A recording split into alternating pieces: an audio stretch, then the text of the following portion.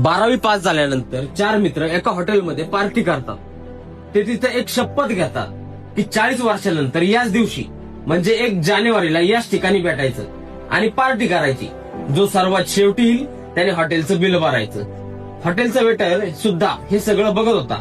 मग तो म्हणाला, 40 वर्षानंतर जर मी पण येतेच असलो तर तुमची ही पार्टी नक्की बघणार.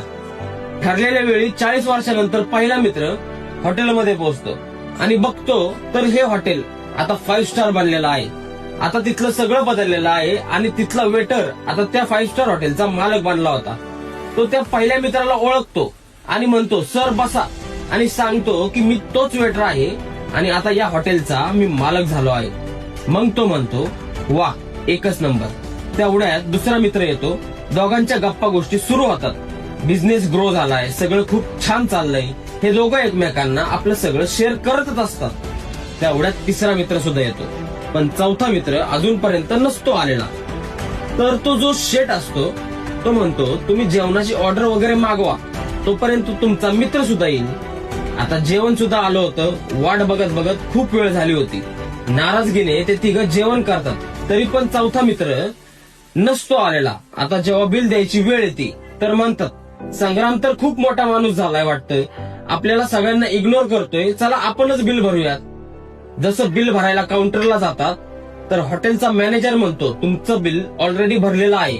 आता तिन्ही मित्र आपल्या चौथ्या मित्राची तक्रार करत करत बाहेर येतच होते की तेवढ्या तिथे एक सरकारी गाडी येऊन थांबती.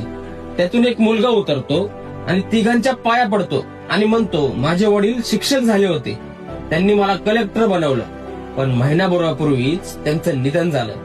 त्यांनी त्यांच्या शेवटच्या क्षणात या वचनाविषयी सांगितलं आणि म्हणले होते की तिघांची पार्टी वगैरे जेव्हा पूर्ण होईल त्यानंतर तू तेथे जा आणि बिल भर.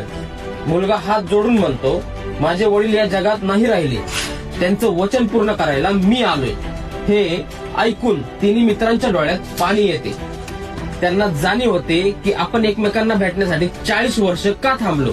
आपण आपल्या माणसांना वारंवार भेटलं पाहिजे, कारण आयुष्य हे पाण्याच्या बुडबुड्यासारखे क्षणभंगूर आहे. कोणीतरी हे जग सोडून जाण्यापूर्वी त्यांना आवर्जून भेटा. आणि आता ही रील टॅग करा तुमच्या त्या मित्राला की ज्याला तुम्ही खूप दिवस झालं नाही भेटले आणि आता तुम्हाला त्याला भेटायचं आहे.